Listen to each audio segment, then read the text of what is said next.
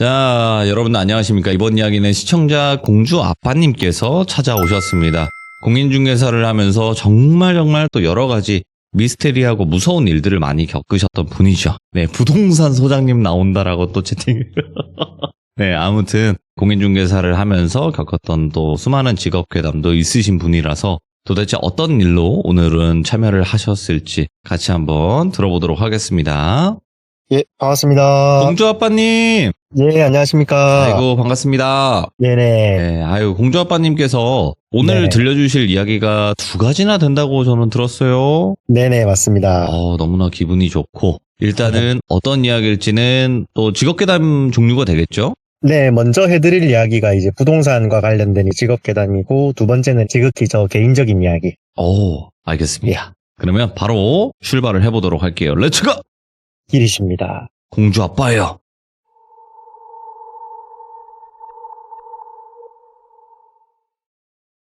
오늘 먼저 해드릴 얘기는 부동산과 관련된 직업괴담 이야기고, 제가 처음으로 타인의 이야기를 좀 해드리고자 합니다. 저는 개인적으로 타인의 이야기 푸는 거를 그렇게 선호하진 않는데, 이 집 같은 경우에는 제가 부동산을 시작했을 때 저희 동네에서 꽤 유명한 대신 나오는 집이었거든요. 근데 이 집이 그렇게 되기 전의 이야기여가지고 제가 한번 좀 풀어드리려고 합니다. 우선 이 이야기의 주인공은 지금 저와 같이 부동산업을 종사하는 제 선배 이야기이고, 예. 지난번 신축 괴담 때 등장했던 그 선배인데, 이제 이 선배는 뭐 귀신, 미신 이런 건 전혀 1도 안 믿는 그런 선배입니다. 그래서 집이라는 게 계약만 하면 본인은 이제 끝이다 라고 생각을 하는 그런 인물이고요. 선배 이름을 제가 철수라고 칭하고 이야기를 풀어나가 보겠습니다. 철수가 부동산을 시작했을 당시에 이제 임대업 같은 경우에는 지금처럼 뭐 직방이라던가 다방 이런 플랫폼들이 활성화가 되기 전이었습니다. 그래서 주로 이제 오전에 출근을 하면은 자기가 집집마다 돌아다니면서 방을 미리 보러 다니고, 오전에 본인만의 매물을 미리 다 확보를 해놓는 하여튼 그런 일상을 보내고 있었고요. 예. 그렇게 오늘도 남들보다 하루를 먼저 시작한 이 철수는 남들이 출근할 때쯤에 오전 업무를 미리 다 마무리하고 커피 한잔 마시고 있었다 하더라고요. 그때 모르는 번호로 전화가 하나가 왔답니다. 모르는 번호 같은 경우에는 저희 같은 경우에는 무조건 손님밖에 없기 때문에 철수가 전화를 받자마자 이제 예 부동산입니다 하면서 전화를 받았죠. 전화를 건 사람은 이제 40, 50대로 추정되는 여성이었다 하더라고요, 목소리가. 이 전화를 건 여성은 돌이 지난 아기랑 둘이 살 집을 찾는데 원룸이어도 상관없다. 대신에 금액이 관리비 포함해서 30만 원 정도로 찾는다고 했습니다. 네. 우리가 당시 시세를 고려를 해도 관리비 포함 30만 원이면 대학생들이 사는 원룸이 한계였거든요. 그래도 우선 손님을 놓치면 안 되는 이 철수는 집에 대해서 막 설명을 하려고 손님을 사무실로 불렀답니다. 사무실에 들어온 이 여성분은 정말 최소 몇 달은 안 씻은 그런 모습이었대요. 몸은 정말 툭 치면 부러질 것 같이 왜소한 모습에 머리는 떡이 지다 못해서 굳어 있었고, 근데 냄새가 와 이게 사람한테서 날 수 있는 냄새인가 하는 그런 악취가 진동을 했답니다. 그래도 이 철수는 그 어떤 손님이라도 막 열심히 집에 대해서 설명을 했대요. 이 집이라는 게 2명이서 살기에 30이면 너무 어렵다. 학생들 사는 원룸은 가능한데 아기가 있다고 하면 주인이 받아줄지 모르겠다. 그러자 그 여성은 막 상관없다면서 우리 아기 조용하다면서 갑자기 막 아기 자랑을 하기 시작했대요. 우리 아기는요 정말 조용해서 남들이 아기가 있는 줄도 몰라요. 우리 아기는요 눈도 크고요 코도 오똑하고요 정말 착해요. 근데 밥을 많이 먹어요. 그러더니 갑자기 막 깔깔깔깔거리면서 정말 기이하게 웃기 시작했다고 합니다. 그 모습을 본 철수는 뭐지 저 사람, 나는 물어보지도 않았는데 참 희한한 사람이네 싶기도 하고, 또 한편으로는 왜 저렇게 이상하게 웃지? 좀 소름 돋는데 이런 생각을 했답니다. 무튼 그렇게 본인이 원룸도 상관없다고 하니까 철수는 이제 원룸 매물을 한 5-6개 당시에 추려가지고 보여주기 시작했답니다. 첫 번째 집, 두 번째 집, 그렇게 방을 막 보여주다가 한 4번째인가 5번째 집을 딱 보더니 갑자기 그 여성이 이 집 너무 마음에 들어요. 여기 할래요. 라는 말을 했고, 철수는 그래 여기 좋으니까 제가 주인한테 애기랑 둘이 사는 거 허락 맡을 테니까 잠깐 차에 가 있으세요라 하고 그 여성을 차에 태우고 이제 철수는 차 밖에서 이 건물주랑 통화를 했답니다. 당연히 원룸에 아기랑 둘이서 살면 좀 시끄러울 수도 있고 방음도 안 되다 보니까 민원이 걱정이 된다고 주인이 솔직히 좀 꺼려 했다 하더라고요. 그래도 철수는 열심히 주인을 설득해가지고 계약금을 넣었답니다. 그러고 차에 탄 여성한테 이제 주인이 안 되는 거 설득했으니까 최대한 남한테 패기치지 말고 조금 조용히 하면서 다 같이 사는 집이니까 그렇게 해달라고 하니까 여자가 당연하죠. 우리 애기 조용하다니까요. 우리 애기도 너무 좋대요. 그러면서 막 웃기 시작했대요 또. 예. 그때 철수가 좀 이상함을 느꼈답니다. 이 여자가 혼자 왔는데 자꾸 옆에서 뭐 애기가 좋다고 애기가 마음에 든다 뭐 이상한 말을 하니까 정신이 조금 아픈 손님인가? 그래도 일단 그때까지만 해도 그냥 그러려니 했답니다. 그래서 이제 철수가 집이 어디십니까? 집까지 태워다 드릴게요 하니까 그냥 여기 길에다 내려달라 하고 이제 계약날 보자고 서로 헤어졌답니다. 철수는 그렇게 그 여성분과 헤어지고 차에 이제 그 여성의 악취가 막 다 빼어 있으니까 열심히 세차를 했고 계약날이 돼서 그 여성을 만났답니다. 근데 우리가 솔직히 계약날이고 하면은 좀 씻고 올 법도 한데 여전히 그 몰골로 나타났다 하더라고요. 예. 주인분도 그 여성을 보자마자 이게 뭐지 싶은 표정을 또 짓고 있고 그래도 그나마 다행인 게 주인분이 사람이 너무 좋으셔가지고 막 너그럽게 웃으면서 애기랑 둘이 살면 힘들 텐데 도움 필요한 거 있으면 언제든지 말해라. 그리고 나도 애기 너무 좋아하는데 애기 사진 있으면 한번 보여주시다 보여주이소 이렇게 하니까 여자가 갑자기 또 미친 듯이 웃으면서 우리 애기가 사진 찍는 걸 싫어해서 사진이 없어요 막 그러는 겁니다. 아니 아무리 그래도 돌까지 지난 애기 사진이 없는 게 말이 안 되지 않습니까? 그래도 철수가 최대한 유도리 있게 옆에서 뭐 그럴 수도 있죠 하면서 최대한 빨리 계약을 진행을 했다 하고요. 그러고 이제 계약서를 쓴 그날 바로 여자가 입주를 한다 해가지고 이제 여자를 먼저 보내고 그 건물주랑 철수랑 밖에서 담배를 한 개 피면서 이런저런 이야기를 했답니다. 그래서 그 건물주가 하는 말이 저 사람 괜찮은 거 맞습니까? 네, 한 20년 넘게 임대업을 했는데 저런 사람 처음 본다. 지금이라도 계약을 파기해야 되지 않을까 싶은데 이제 철수는 사장님 오늘 이사한다 하고 잔금도 다 넣었지 않냐. 일단 한번 지켜봅시다. 접어서라도 이대로 그냥 넘어갑시다 하고 건물주를 설득을 시켰대요. 그렇게 건물주랑 헤어지고 한 3일 뒤인가 건물주한테 전화가 왔답니다. 솔직히 철수는 그동안의 경험으로 봤을 때 이미 촉이 왔답니다. 그 여자 사고 쳤네. 그러고 이제 전화를 받았죠. 예, 사장님 부동산입니다. 이렇게 하니까 사장님이 하는 말이 아니 내 당신 믿고 저 여자 받았는데 지금 기존 세입자들 단체로 나갈 거라고 난리 났다. 어쩔 거냐 내 진짜 가만 못 있겠으니까 해결을 하든 중재를 하든 알아서 하이소 하고 전화를 끊었답니다. 철수는 이 착한 사람이 이 정도로 할 정도는 도대체 무슨 사고를 쳤지 이러면서 이제 여성한테 다시 전화를 걸었대요. 그러자 그 여성이 정말 태연하게 전화를 받으면서 어머 사장님 잘 지내셨어요 하는 겁니다. 철수는 솔직히 짜증이 나긴 했지만 상황 파악부터 해보려고 통화를 계속 이어갔답니다. 아니 주인한테 뭐 민원이 계속 들어온다는데 뭔 일입니까? 그러자 그 여자가 하는 말이 아니 나는 우리 애기랑 조용히 잘 지내는데 사람들이 너무 예민한 거 아니에요? 우리 조용해요 그러는 겁니다. 그래서 철수는 일단은 제가 거기로 갈 테니까 우리 만나서 이야기할지도 하고 전화를 끊고 그 집으로 향했답니다. 그리고 집 1층 주차장에 차를 세우고 내렸는데 건물 내부에서 주차장까지 들릴 정도로 막 큰 소리로 누군가 대화하는 소리가 막 울리기 시작했답니다. 이게 뭔가 싶어서 1층 자동문을 열고 들어가니까 이게 복도뿐만 아니라 건물 전체에 그 여성 목소리가 울려 퍼지고 있었답니다. 아니 엄마가 안 된다고 했잖아. 여기 사람들 많아서 그러면 안 돼. 조용히 해. 그냥 여타 다른 부모들이 아기를 말리는 그런 대화 내용인데 소리가 어찌나 큰지 그냥 막 쩌렁쩌렁 민원이 안 들어오는 게 이상할 정도였다고 하더라고요. 이미 한 세입자는 복도에서 막 조용히 하라고 소리치고 욕하고 있고 그냥 아수라장 그 자체였답니다. 철수가 우선은 그 사람이 살고 있는 호실로 가서 노크를 했죠. 손님 부동산입니다. 문 좀 열어보시지요 하니까 그 여자가 문을 열고 나왔답니다. 계약날 본 모습 그대로 악취를 풍기면서 그렇게 그 여성이 문을 열고 나오니까 이때다 싶어서 옆집 세입자인지 밑에 집인지 모르겠는데 한 남자가 막 흥분해서 뛰어왔답니다. 철수는 혹시라도 싸움이 날까 싶어서 그 남자를 말리려고 했는데 남자가 너무 흥분을 해서 철수를 밀치고 그 집 안으로 들어갔답니다. 그러더니 그 남성이 이제 집 안으로 들어가가지고 하는 말이 인간적으로 다 혼자 사는 사람들인데 좀 조용히 좀 말할 수 없습니까? 사람이 왜 이렇게 이기적인미 하는 순간 갑자기 그 남자가 괴성을 지르면서 현관을 발로 차고 도망을 갔대요. 철수는 갑자기 도망가는 남성을 보고 뭐지? 여기 전부 다 이상한 사람들만 사나? 막 이런 생각을 하고 있었답니다. 그렇게 철수는 그 세입자 여자한테 저 남자 갑자기 왜 저럽니까? 하니까 그 여성은 저도 몰라요 그러면서 또 깔깔깔거리고 웃기 시작했다고요. 그러더니 그 여성이 오신 김에 들어오세요라고 했답니다. 그렇게 이제 현관으로 들어갔는데 아기가 없었답니다. 아기도 없고 그 흔한 우리 아기 용품이 단 하나도 안 보였답니다. 근데 여기가 진짜 사람 사는 집이 맞나 싶을 정도로 악취에 쓰레기에 차마 철수가 신발을 못 벗겠다 하더라고요. 당시에 철수가 그 집 사진을 찍어놔서 제가 오늘 돌비님께 카톡을 하나 넣어드렸거든요. 그 원룸 그 방 안에서 여자가 먹고 자고를 다 한 겁니다. 거기가 방 안입니다. 예. 아니 공사 현장 이런 거 아니고요? 예, 아닙니다. 그냥 깨끗했던 집이었는데 그렇게 된 겁니다. 오, 예. 무튼 철수는 더 이상 여기에 들어가면 안 되겠다 싶어서 조용히 좀 하시고 이렇게 하면 여기서 못 산다. 집이 이게 뭡니까? 좀 치우세요 하고 대화를 빨리 마무리하고 이제 집에서 나가려고 했답니다. 그러자 그 여성이 어머 벌써 가시게요? 애기야 얼른 가시는데 인사해야지 하는 겁니다. 그때 진짜 소름이 너무 돋아가지고 빨리 문을 닫고 1층으로 뛰어갔대요. 그 좁은 원룸에서 애기의 모습은커녕 애기 용품도 없는데 저 여자 뭐지? 진짜로 머리가 좀 어떻게 된 사람인가? 그런 생각을 하고 1층으로 내려와서 본인 차에 탔다고 합니다. 차에 타서 시동을 켰는데 누군가가 창문을 막 미친 듯이 두드리더라고요. 그래서 보니까 아까 도망쳤던 그 남성이었습니다. 그래서 철수가 무슨 일입니까 하니까 그 남자가 아니 저기요 혹시 저 여자랑 무슨 관계세요? 아니 관계는 아니고 나는 부동산이고 저 여자는 내 손님인데 나도 이래 별난 사람인지 몰랐습니다. 조용히 하라고 했고 정 안 되면 주인한테 말해서 내보낼게요 하니까 아니 저 여자 도대체 뭡니까? 아까 애기 봤습니까? 이러는 거예요.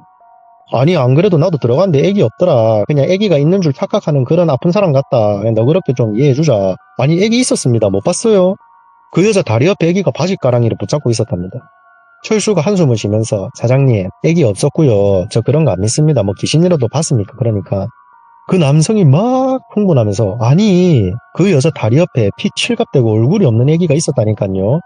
철수가 그 이야기를 듣고 철수는 그런 걸 안 믿으니까 뭐 그랬다 칩시다 갑니다 라고 차를 급하게 몰고 나갔대요. 날도 더운데 이 쌍으로 이게 뭐 하는 건가 이런 생각을 하면서 씩씩거리면서 사무실로 갔답니다. 그리고 다음 날인가 다다음 날 돼서 상가를 찾는 손님이 한 명 있어서 약속 장소로 가고 있었다고 합니다. 그 손님은 이제 무속인이었다 하더라고요. 저희 동네가 무속인들이 좀 많이 있는 그런 동네입니다. 아무튼 그렇다 보니까 저희는 이제 뭐 무속인 손님들 만나는 건 비일비재한 일이거든요. 그래서 아무튼 그 무속인 손님을 만났고 이제 자기가 법당을 차릴 상가를 알아보고 있는 중이다 하더라고요.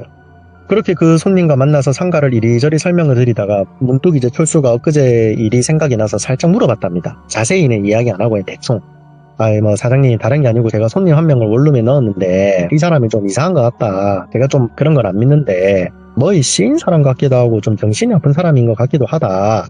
그러니까 그 무속인이 하는 말이 거기가 어디냐고 물어봤답니다. 그래서 철수는 요 우리 지금 보고 있는 상가 바로 옆에 있는 원룸 건물인데 살짝 문 앞까지만 한번 가볼랍니까? 이렇게 이야기를 했대요. 그러자 그 무속인이 자기가 그러면 거기 가면은 상가 수수료 좀 깎아주겠냐고 해서 철수가 그냥 알았다 했답니다. 그렇게 무속인과 뭐 상가 수수료를 깎아주기로 협의를 보고 주차장에 내렸고 무속인과 같이 담배를 한 대 태웠답니다. 철수는 평소 이제 뭐 무속 이런 거를 아예 무시하는 편이긴 한데 영 아무래도 좀 어제 일이 찝찝하기도 하고 그래가지고 또 무엇보다 이 무속인분 외모가 좀 신뢰가 가는 그런 외모였다고 하더라고요. 그렇게 담배를 다 태우고 무속인과 올라가는데 이 무속인분이 갑자기 헛구역질을 하기 시작했답니다. 당시 4층짜리 건물에 그 세입자가 사는 데가 4층에 있는 원룸이었고 승강기가 없는 그런 건물이었거든요. 한 2층쯤 올라갔을 때부터 무속인분이 막 욱 이러면서 헛구역질을 하다가 4층에 도착하자마자 복도에다가 우엑 하면서 고토를 다했답니다. 그러더니 그 무속인이 막 헐레벌떡 1층으로 뛰어내려갔고요.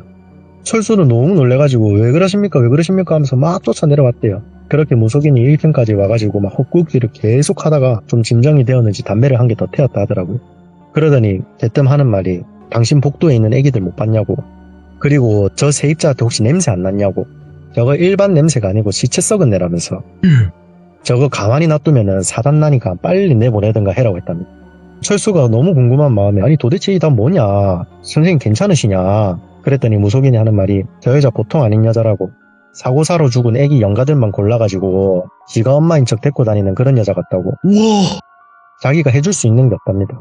건물주한테 말해가지고 빨리 내보내라고, 뭐 이런 데가 다 있냐면서 이 건물 아마 줄초상 날 거라고. 그렇게 대충 이야기를 들은 철수가 이걸 주인한테 이야기를 뭐 해야 되나 말아야 되나 계속 고민을 했답니다. 그리고 또 며칠 뒤 주인이 전화가 왔답니다. 주인이 전화가 오더니 하는 말이 저 여자 이사 오고 나서 우리 건물 세입자 지금 다 나갔다. 그 며칠 사이에 싹 다 나간 거 당신 알고 있냐 했답니다. 그래서 몰랐다. 그리고 한 명은 또 교통사고로 죽었답니다. 세입자가. 나머지는 무섭다고, 뭐가 무서운지 모르겠는데 무섭다고 다 이사 나갔다. 어떻게 할 거냐, 너희들 진짜 뭐 있는 것 같은데 당신 알고 있었죠? 철수가 너무 놀라고 물어봤답니다. 혹시 그 교통사고로 죽으셨다는 분이 남자분입니까? 키 좀 크고 안경 끼고. 맞답니다. 그 사람이 누구냐면은 철수가 세입자를 만나러 간 날 세입자한테 욕했던 그 남성 있잖아요. 귀신 봤다는 그 남성. 그 남성이 이제 사고사로 돌아가신 거예요. 철수는 그 이야기를 다 듣고 내가 이해할 수 없는 뭐가 있구나. 그 사장님한테 그동안 있었던 일을 다 이야기했답니다. 무속인이 봤다는 그 내용을 포함해가지고. 이야기를 다 들은 건물주인 노발대발 난리가 났죠. 행여나 건물주 본인한테 불똥이 뜰까 싶어가지고 최대한 좋게 철수랑 협의를 봤답니다. 그냥 뭐 건물 하자 때문에 쫓아내는 걸로. 그래갖고 이제 어떻게 협의를 봤냐면은 당시에 보증금이 300이었는데 300만 원을 먼저 돌려주고 이사비 100만 원을 얹어서 주는 걸로. 그렇게 합의를 보고 이제 문제의 세입자를 내보내기로 했다고 하더라고요. 그렇게 그 세입자가 이사가는 날 철수는 모르는 척하고 그 집 앞으로 한번 가봤답니다. 예. 이사를 하고 있는 여성을 보고 철수는 자연스레 인사를 했답니다.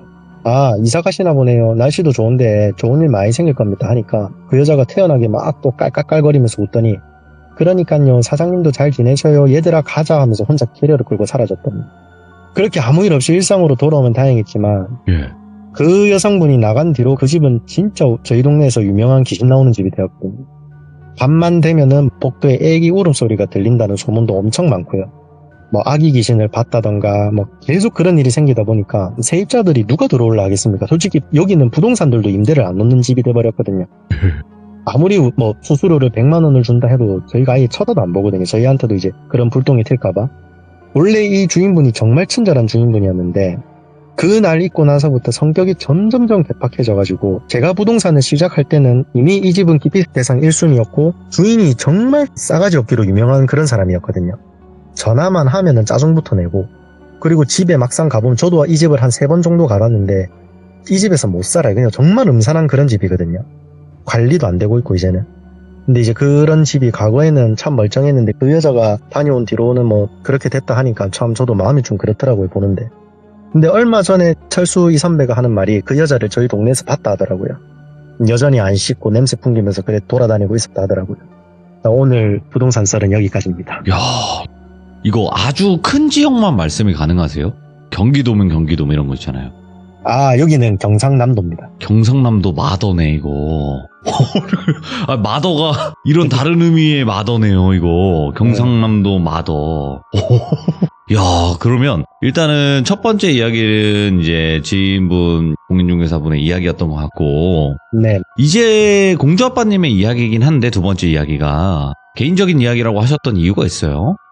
이제 부동산 계단 말고 그동안 제 이야기를 들어보셨던 시청자분들이면은 솔직히 막 그런 생각을 좀 하셨을 것 같아요. 저 사람 왜 저렇게 행동하지? 다른 사람들이랑 다르게 뭘 느끼나? 아, 그렇지. 그래서 이제 사실 제가 이렇게 된 계기가 좀 있었어가지고 아, 오늘은 그 이야기도 한번 해드려 보려고요. 예를 들어서 귀신이 나온다 그 집에 세입자를 놓기 전에 그러면 거기 네. 가서 꼭 확인을 한다던가 이런 행동을 하셨잖아요. 그렇죠. 그런 것도 있었고, 화도 만약에 정말 내고. 친한 주인분 사셨던 집에 예전에 그 스스로 극단적인 선택 네. 3명, 거기 같은 게 제가 하루 자고 오고 그랬었죠. 이 정도까지 굳이 일반 사람들이 하진 않는데 그럴 또 그렇죠. 이유가 있었다라고 하는 거니까 그 이유에 대해서 한번 들어볼 수 있겠네요. 네네, 맞습니다. 알겠습니다. 가볼게요. 때는 제가 14살, 그러니까 중학교 1학년 시절 이야기입니다. 지금은 제가 제 나이대의 남성들과 비교를 해보면은 체구나 키가 크면 컸지 제가 결코 작은 편은 아니거든요. 근데 중학교 시절 저는 또래 아이들보다 굉장히 저체중이었고 키도 정말 작았습니다. 중학교 1학년 때 키가 143? 그 정도였으니까요. 그렇다고 또 제가 소위 말하는 괴롭힘의 대상? 그런 것 또한 아니었습니다. 아무래도 남들보다 작고 왜소하다 보니까 더 강한 척 하려고 했던 어린 시절 그런 기억이 나거든요. 무튼 제가 다른 거는 다 괜찮았는데 당시에 저는 유독 귀신에 대한 겁이 정말 많았습니다. 근데 그 시절에, 어린 시절에 당연히 겁 많을 수 있지라고 우리가 생각할 수도 있는데 아니에요. 저는 그 어떤 걸 상상하셔도 그것보다 훨씬 겁이 많았습니다. 예. 어느 정도였냐면 이제 중학교 1학년이 혼자 잠을 못 자서 부모님 사이에서 잠을 자야 됐고, 학교를 마치고 집에 돌아오면 이제 어머니께서 밥을 차려놓고 일을 보러 나가셨는데 혼자 밥 먹는 것도 무서워서 식당 밑에 제가 이불을 감싸고 혼자 떨고 있을 정도로 겁이 많았어요. 당시에 제가 기억하기로 일본에서 빨간 마스크라는 그런 괴담이 한창 유행이었는데 입이 찢어진 여자 귀신 이야기인데 무튼 이게 초등학생들 사이에서 유행하던 괴담이었어요. 근데 당시에 중학교 1학년인 저는 그 귀신이 지금 저를 잡으러 온다는 망상에 빠져가지고 매일 집에 식탁 밑에서 혼자 숨어 있었죠. 하루는 저희 아버지가 어머니보다 먼저 귀가하셔서 식탁 밑에 있던 저를 보셨습니다. 아버지께서는 장남의 장손이라는 놈이 식탁 밑에서 백주 대낮에 저러고 있으니까 화가 머리 끝까지 나셨죠. 당시에 저희 아버지 성격은 어느 경상도 남자들과 비교해도 더하면 더했지 꿀릴 게 없는 그런 사람이었거든요. 그렇게 아버지께 그날 먼지나게 두들겨 맞고 혼자 울고 있는데 이제 저희 어머니께서 저를 보더니 안아주시더라고요. 그러고는 저희 어머니께서 저한테 대뜸 이렇게 말씀을 하셨어요. 네 동생 태어날 때 엄마한테 많은 도움 주고 엄마 힘들 때마다 상담해준 고마운 스님이 있는데 네 엄마랑 이번 주 주말에 그 스님 만나러 갈래? 하더라고요. 예? 저는 이제 어머니의 말에 이렇게 답했죠. 엄마 근데 천주교잖아. 싫다. 나 주말에 친구들하고 놀아야 된다. 그러니까 엄마가 막 저희 등짝을 때리면서 그 스님이 네 꼭 데리고 오라 했으니까 그냥 입 닫고 따라온나 이렇게 하시더라고요. 주말이 되어갖고 제가 그 스님을 뵈러 갔죠. 어머니랑 같이. 스님께서는 부산에 굉장히 유명한 사찰 근처에 별채 같은 하여튼 그런 곳에 계시더라고요. 그렇게 그 별채 근처에 도착을 하니까 당시에 저는 그게 도깨비라고 생각을 했는데 어린 마음에 지금은 이제 그게 불교에서 모시는 4대 천왕임을 알고 있습니다. 무튼 그 4대 천왕 석상들이 별채 입구를 떡하니 마주보고 지키고 있더라고요. 당시에 어린 마음에 제가 그 4대 천왕을 보았을 때 그것들의 키가 최소 10m는 넘었습니다. 고개를 한창 들어야 그것들의 얼굴이 보이고 네. 바로 길이만 하더라도 최소 2에서 3m. 그냥 말도 안 되는 석상들이 저를 내려다보고 있더라고요. 저는 너무 무서워가지고 그 사찰 입구에서 오들오들 떨고 있는데 저희 어머니는 그 사이를 아무렇지도 않게 지나가더라고요. 그 어두컴컴한 4대 천왕 사이를 어머니께서 지나가시더니 어둠 속에서 야, 니 안 올 거가 빨리 온나라고 소리를 치시더라고요. 저는 그 4대 천왕의 눈알들이 전부 저를 향해 내려다보고 있다는 것도 느껴졌고 저는 그 속에서 막 벌벌벌 떨면서 눈을 감은 채 지나갔어요. 예. 거기를 지나가니까 세상 환한 사찰 마당이 저를 반기더라고요. 정말 환했고 사찰은 영화 속에서나 보던 그런 사찰처럼 정말 크고 웅장했습니다. 마당 한가운데는 승려복을 입으신 스님께서 쌀이빗자루로 마당을 쓸고 계시더라고요. 스님을 보자마자 저희 어머니는 막 한 걸음에 달려가서 아이고 스님 잘 지내셨어요 하면서 막 웃으면서 인사하니까 스님이 아이고 오래간만입니다 하며 서로 포옹도 하고 인사를 막 나누시더라고요. 저는 옆에서 멀뚱멀뚱 그 스님을 보다가 순간 눈이 마주쳐서 이제 스님께 인사를 드렸죠. 그러자 스님께서 제 머리를 막 쓰다듬으시더니 7살인가 8살인가 네 동생 태어날 때 보고 처음 보네 언제 이렇게 곱노 반갑다라면서 세상 천사 같은 얼굴로 저를 맞이해 주시더라고요. 당시에 저는 그 스님 얼굴을 막 천사의 얼굴로 기억할 정도로 너무 온화하고 그분을 보면 막 근심 걱정이 사라질 것 같은데 그런 얼굴을 하고 계셨거든요. 이야, 예. 무튼 그렇게 그 스님과 간단한 인사를 나누고 나니까 그 스님께서 저한테 대뜸 이런 말씀을 하시더라고요. 철수야, 스님은 너희 엄마랑 여 마당 앞에 정자나무에서 차 한잔 마실 테니까 니 심심하지? 그냥 산보한다 생각하고 요 한 2바퀴 걷고 온나 이렇게 이야기를 하시더라고요. 예. 그래서 저는 사찰 뒤편에 있는 풀밭으로 내려갔어요. 그렇게 한 5분 정도 사찰 뒤편을 걸으면서 주변 풍경을 봤죠. 역시 너무 아름답더라고요. 그냥 별 생각 없이 사찰 뒤편을 걷는데 너무 더운 겁니다. 그때가 9월 말이었는데 이게 지금의 9월하고는 확연히 다른 가을 날씨였거든요. 네. 우리가 바람막이를 걸쳐도 약간의 선선함이 느껴지는 그런 날씨인데 그냥 6, 7월 땡볕 같더라고요. 저는 그래서 바람막이를 벗어서 허리에 감고 다시 걷기 시작했죠. 근데 걸어도 이게 끝이 안 나는 겁니다. 분명히 나는 걷고 있는데 사찰 외곽 코너가 나타나야 되는데 안 나타나는 거예요. 5분을 걷고 10분을 걷고 뒤를 돌아보면은 절반, 또 걷다가 뒤를 돌아보면 절반. 알고 보니까 같은 그 절반의 위치를 배회하고 있더라고요. 아마 제가 그때부터 느껴졌던 것 같아요. 누군가가 저를 지켜보고 있다는 게. 예. 그 시선이 느껴지자마자 너무 무섭고 겁이 질려서 혼자 주저앉아서 머리를 감싸고 울었습니다. 엉엉 울면서 엄마 소리를 질렀지만 어머니는 나타나지 않았죠. 그렇게 정신을 차리고 어디서 누가 지켜보나 싶어서 주변을 막 두리번거려도 풀밭만 보일 뿐 아무것도 보이지 않더라고요. 그러다 와중에 제가 고개를 하늘로, 그러니까 그 사찰의 지붕 쪽으로 보니까 이 사찰 지붕이 기앗장으로 되어 있는데 그곳의 중심, 기앗장과 기앗장을 잇는 가운데 원통 부분을 어떤 여자가 머리가 다 풀어 헤친 채 끌어안고 저를 내려다보고 있더라고요. 너무 무서웠습니다. 너무 무서워서 그것을 쳐다보는데 온몸이 굽고 식은땀이 줄줄줄 흐르더라고요. 눈이라도 감고 싶었는데 감기지도 않고 그냥 선체로 굳는다는 게 이런 거였더라고요. 예. 그렇게 그것을 한참을 쳐다보다가 혹시 헛것인가? 이렇게 대낮에 귀신이 나오는 게 말이 되나? 내가 지금 잘못 보는 게 맞겠지 그런 생각을 하는 순간 바람에 그것의 머리카락이 살짝 흩날리더니 얼굴이 이제 순간 확 드러나더라고요. 외형이 이제 제가 선명하게 기억이 나는데 옛날 어릴 때 보던 전설의 고향 그런 데 보면 나오는 흰 소복 입은 여자 귀신 있지 않습니까? 흰 소복을 입고 입가에 립스틱을 발랐는데 귀 끝에서 귀 끝까지 이제 립스틱을 발라놨더라고요. 삐뚤삐뚤하게. 근데 얘가 한쪽 눈은 제가 못 봤는데 나머지 한쪽 눈이 성인 남성 주먹만한 크기의 시뻘건 눈으로 저를 쳐다보고 있더라고요.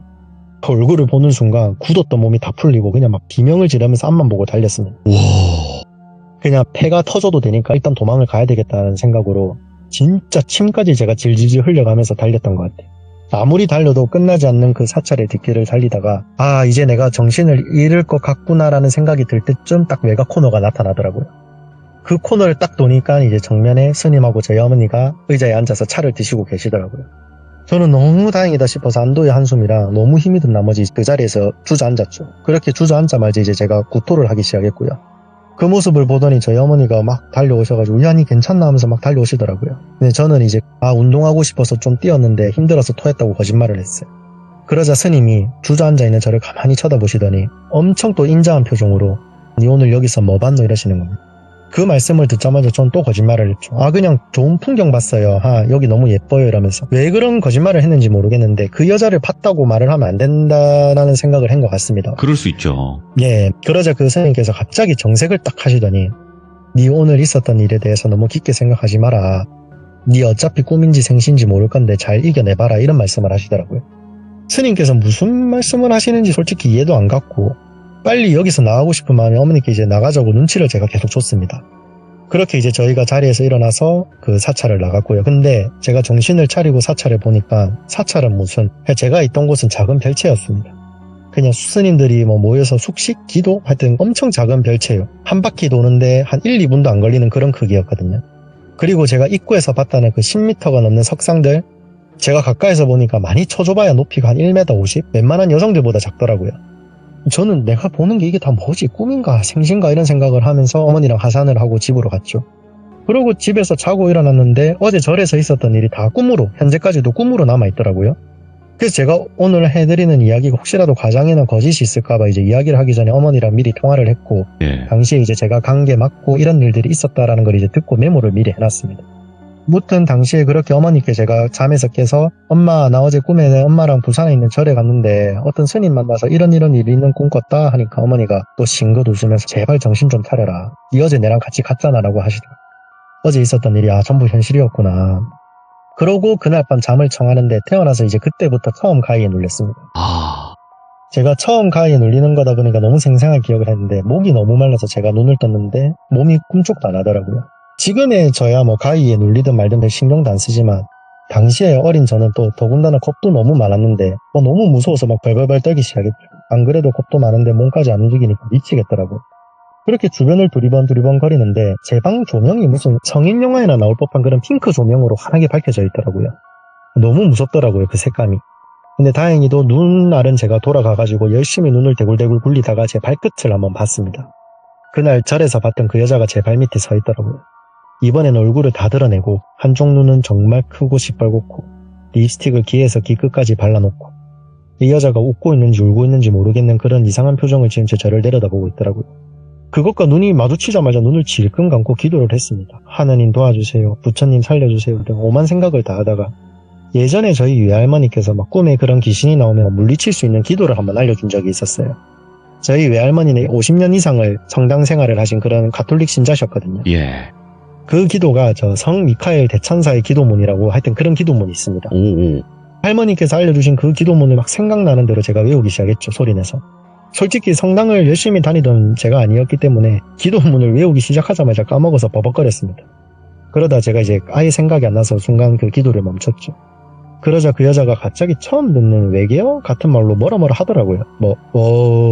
이러면서. 같은 말을 한 5번 반복하길래 저게 뭔 말인가 싶어서 제가 귀를 기울여 보니까 그 여자가 여사천대 엘카미성이라고 했습니다. 이게 무슨 말인가 싶어서 눈을 감은 제 생각하니까 아까 제가 외웠던 기도문의 시작 부분이 성 미카엘 대천사여러 이렇게 시작을 하거든요. 그거를 거꾸로 말하고 있더라고요. 그러니까 이제 저를 조롱하는 거죠. 그걸 딱 듣고 해석을 하는 순간 이제 멘탈이 딱 나가더라고요. 최대한 일어나려고 안간힘을 다 쓰다가 순간 몸에 제가 힘이 들어가길래 이제 비명을 지른과 동시에 가히 깼습니다. 그렇게 이제 저는 부모님 방으로 쪼르륵 달려가서 어머니 아버지 품 사이에 비집고 들어가서 벌벌벌 떨었죠. 저희 아버지께서는 한숨 쉬면서 아니 그 스님 보고 오면 괜찮다며 에이씨 하시더니 소파로 가셨고 어머니는 또 저를 안아서 달래주셨고요. 그러고 다음날 또 저는 제 방에서 어제와 같은 가위에 또 눌렸습니다. 그 여자가 또 나오더라고요. 이번에는 불경을 외우고 싶어서 아무것도 모릅니다. 불경에 대해서. 당시에 그냥 나무아미타불만 했어요. 그러니까 그 여자가 또 그거를 불타미 아무나 하면서 거꾸로 따라 하더라고요. 너무 무서워서 비명을 지르며 가위에서 깼고 또 부모님 방에 달려갔죠. 이게 이틀 연속 같은 꿈이랑 같은 가위에 눌리니까 이제 밤이 오는 게 너무 무섭더라고요. 그래도 잠은 자야 돼서 제가 잠을 자려고 3번째 날에 딱 누웠는데 문득 이런 생각이 또 들더라고요. 오늘도 그 여자 나오겠지? 오늘 그 여자 나오면 내가 한번 덤벼봐야 되겠다 이런 생각을 처음 해봤습니다. 처음으로 그러한 존재가 나타나면 제가 두려워하는 마음이 아닌 내가 어떻게 한번 해보겠다라는 생각을 했던 것 같아요. 어떻게 해야 되지? 몸이 안 움직일 텐데 그럼 욕을 한번 해봐야 되겠다. 내가 아는 욕이란 욕은 다 해야 되겠다. 이런 생각을 하면서 제가 잠이 들었습니다. 솔직히 이게 그동안의 저와 비교해보면 3일째부터는 솔직히 말도 안 되게 달라진 게 맞았거든요. 각성했네. 예, 그렇게 잠이 들었고 저는 더위에 눈을 뜨니 또 가위에 눌렸고 아니나 다를까 그 여자가 제 발 밑에 서 있더라고요. 너무 무섭기도 했지만 왜 자꾸 내한테 이러지 이런 생각이 들면서 열이 받더라고요. 그래서 그냥 열받은 김에 이때다 싶어서 제가 중학생이 알고 있는 욕이란 욕, 들어본 욕, 애드립을 포함해서 다 했습니다. 그냥 정신없이 제가 그 여자한테 욕짓거리를 하고 난 다음에 그것의 눈을 제가 똑바로 쳐다보면서 봤죠. 그러자 그 여자가 이제 저를 빤히 쳐다보더라고요. 제가 한마디 했습니다. 뭘 자꾸 쳐다보냐, 나 이제 너 안 무섭다. 그러자 걔가 처음으로 움직임을 보이더라고요. 고개를 갸우뚱하면서 30도 정도 꺾더니 한 몇 초 뒤에 그 자리에서 또 30도, 또 30도 우드드득거리는 소리를 한 게 얼굴이 360도가 돌더라고요. 그러니까 고개가 돌아가는 게 아니라 얼굴이 돌아가는 거였습니다. 그걸 보는 순간 잘못 건드렸다라는 생각을 했죠. 그런 생각을 하는 순간에 또 부드드득거리더니 360도가 돌고 이번에는 더 빨리 돌고 더 빨리 돌더니 나중에는 선풍기 날개 도듯이 이제 막 두두두두둑 하면서 막 미친 듯이 돌아가더라고요. 그거를 보는데 이제 멘탈이 나가서 막 비명을 지르면서 제가 가위에서 깼습니다. 눈을 감은 채 가위에서 깨서 제가 헉헉거리면서 눈을 딱 떴는데 제 눈앞에서 걔가 또 돌아가고 있더라고요. 그 길로 저는 다음날 아침까지 기절을 했죠. 와, 예. 다음날 학교를 마치고 제가 집에 혼자 소파에 앉아서 곰곰이 생각을 좀 했습니다. 오늘도 나오겠지? 오늘은 욕은 하지 말고 제가 좋게 타일러 봐야 되겠다라는 생각을 한번 해봤어요. 괜히 또 욕을 하거나 자극해서 좋을 건 없을 것 같으니까 잘 이야기해서 한번 보내봐야 되겠다 이런 생각이 들었고 이제 머릿속으로 막 몇 번의 시뮬레이션을 했죠. 그러고 그날 저녁 잠이 들었고 아니나 다를까 또 나오더라고요. 근데 이제 4일 내내 그 여자를 보니까 이게 두려운 마음은 솔직히 많이 사라졌습니다. 네. 이게 그 여자의 그 빨간 눈만 안 쳐다보면 무섭다고는 안 느껴지더라고요. 그래서 눈은 보지 않고 제가 그 여자 정수리 쪽을 바라보면서 먼저 말을 꺼냈죠. 어제 욕한 건 미안합니다. 근데 나 이제 당신 안 무서워요. 그러니까 다른 귀신을 데리고 오던가 그냥 이제 그만해라. 솔직히 나 목도 너무 마르고 힘만 든다. 이제 진짜 안 무서우니까 그만하자. 그러자 그 여자가 제 귀가 찢어질 듯이 막 웃기 시작하는 거예요. 그러더니 제 귀 옆으로 쓱 다가오더라고요. 저는 어쩌지 하는 순간에 그 여자가 제 얼굴 옆에다가 자기 얼굴을 가져다 대고 귀에다 대고 딱 한마디 하더라고요. 진짜 안 무서워 이제? 딱 이 한마디 하더라고요. 그래서 제가 또 한마디 했죠. 솔직히 얼굴은 무서운데 막 그렇게 두렵고 그런 거는 없다. 그러니까 이제 그만하자. 그러자 그 애가 또 깔깔깔깔 막 웃더니 갑자기 휙 하고 사라지더니 저는 가위에서 깼어요. 그 이후로 그 여자는 단 한 번도 본 적이 없고요. 근데 그 여자는 제가 보지는 못했는데 그날부터 제가 유독 가위 눌림이라든지 꿈에 이상한 귀신들이 계속 나오더라고요. 근데 이상한 게도 그 여자를 보고 난 이후부터 제가 겁이 단 1도 없어졌어요. 예. 꿈이나 가위 때 뭐가 나타나면은 오히려 제가 욕을 하거나 걔네들한테 침을 뱉는다던가 그러면서 가위나 꿈에서 깨고 오히려 어떨 때는 제가 그런 걸 또 즐길 때도 있었고요. 혼자 폐가나 흉가를 가도 솔직히 아무렇지도 않을 때가 많았고요. 그렇게 시간이 흐르면서 어느 날부터 저에게 또 기이한 일들이 많이 나타나기 시작했고 맨정신에 제가 영가를 본다거나 소리를 듣는다던가 그러지는 못해도 특정한 곳에 가면 무언가가 강하게 느껴진다거나 몸에서 이상한 반응을 보인다던가 머리카락이 선다던가 그런 것들을 느끼기 시작했고 또 주변의 지인들이나 다른 사람들이 힘든 일이나 고민거리를 이야기를 하면은 이제 저도 모르게 그에 대한 막 해답책이나 답변이 막 술술술 나오더라고요. 성인이 되고 나서부터는 이제 제가 혹시 무속인의 팔자를 타고났나 싶은 생각을 좀 해봤습니다. 그래서 제가 부산이든 어디든 유명한 무속인들을 막 찾아갔는데 10명 중에 6명은 솔직히 저에 대해서 하나도 못 맞추더라고요. 나머지 2명은 봐줄 게 없다라고 쫓아냈고 또 나머지 2명은 우리랑 같은 줄이다. 네가 네 인생 알아서 하면서 왜 우리한테 오냐. 네 눈이랑 우리 눈이랑 똑같네. 이런 이상한 답변만 제가 받았습니다. 그렇다고 제가 신병을 앓는다든가 대단한 그런 것도 없고 다행히 아직까지 별 문제 없이 결혼해서 딸 낳고 잘 살고 있는데 제가 또 솔직히 추가적으로 말씀을 드리고 싶은 게 있는 게 이 귀신이나 이런 영적인 존재들한테 저처럼 욕을 하거나 도발을 하면 굉장히 위험하거든요. 예. 다행히 아직까지 저한테는 그런 일이 없었을 뿐이지 예전에 제 친구 중에 귀가 정말 약한 친구가 있는데 이 친구가 어느 날 빙의 현상인지 조현병인지 모르겠는데 고생을 하다가 이제 제 이야기를 어디서 살짝 듣고 저 따라하다가 반년 가까이를 병원에 누워 있었던 적이 있거든요. 예. 야, 절대로 이런 거는 따라 하지는 마라. 그냥 저 사람만 저렇게 하는구나라고 생각을 해주셨으면 좋겠습니다. 아니 그러면 스님께서 왜 그렇게 하라고 했는지는 정확히는 모르겠네요. 솔직히 모르겠습니다. 그러니까 왜 그거를 분명히 아셨고 네네. 부모님께서도 아셔서 거기 데려가서 이제 뭔가 그렇게 하셨을 것 같은데 그게 네. 뭐였을까? 지금도 모른가요? 그걸? 솔직히 제가 이제 성인이 되고 그 스님을 꼭 한번 만나 뵈야 되겠다 싶어서 제가 오늘도 저희 어머니한테 그 스님이랑 어떻게 연결할 수 있는 방법 없냐니까 어머니도 그 스님을 만나 뵙고 싶은데 못 만나고 있다 하더라고요. 어느 날 갑자기 이제 다른 데로 또 가셨는지 연락이 뚝 끊겨가지고 저희 어머니도 아직까지 그 스님의 소식은 모르고 있습니다. 이렇게 또 미스테리로 남긴 하는데 네. 왜 그런 행동을 하셨고 뭔가 귀신에게 이렇게 화를 내시지라고 했는데 이런 이유가 있었네요. 네네네. 근데 또- 방금 말씀하신 네. 것처럼 따라하면 안 된다라는 게 또 이런 부분이 있으니까 혹시나 그렇죠. 네네. 괜히 어설프게 막 했다가 욕으로 막 당할까봐 저는. 그러니까 이 운이 네. 안 좋으면 또 이상한 그게 걸리거든요. 맞아요. 네, 그래서 조심해야 되는데 오늘 공주 아빠님께서 두 가지 이야기를 들려주셨는데 머릿속에 그림이 싹 그려져요. 진짜로 그만큼 말씀을 진짜 잘하시는 거거든요. 공주 아빠님께서. 감사합니다. 이거는 진짜로 뭐 듣기 좋으라고 하는 말씀이 아니라 진짜여서 그런 거예요. 아유, 감사합니다. 공주 아빠님께서 아니 왜 공인중개사를 하시면서 이런 여러 가지 일반 공인중개사분들이 겪지 못하는 일들을 겪으실까 했는데 다 이유가 있었을 거라고 저는 생각을 해요. 그리고 지금도 제가 음. 한 게 진행 중인 부동산 이야기가 하나가 있는데 이거는 제가 마무리가 되면은 네, 잘 정리해서 한번 해드릴게요. 제가 이거는 알겠습니다. 3일 전부터 이제 겪기 시작하고 있거든요. 알겠습니다. 뭐 좋게 끝나면 다행이지만 네네네네. 네, 그걸 다 떠나서 일단 건강부터 신경 쓰시고 네. 항상 건강하시길 바라겠습니다. 네, 감사합니다. 네, 고맙습니다. 네.